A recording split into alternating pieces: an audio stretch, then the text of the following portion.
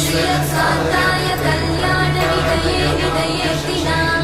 श्रीवेङ्कटनिवासाय श्रीनिवासाय मङ्गलम् लक्ष्मी सविभ्रमालोकसुभूविभ्रमचक्षुषे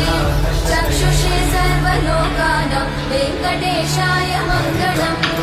श्रीवेङ्कटाद्रिशृङ्गाग्रमङ्गलाभरणाग्रये मङ्गलानां निवासाय श्रीनिवासाय मङ्गलम् सर्वावयवसौन्दर्यसम्पदा सर्वचेतसां सदा सम्मोहनायास्तु वेङ्कटेशाय मङ्गलम्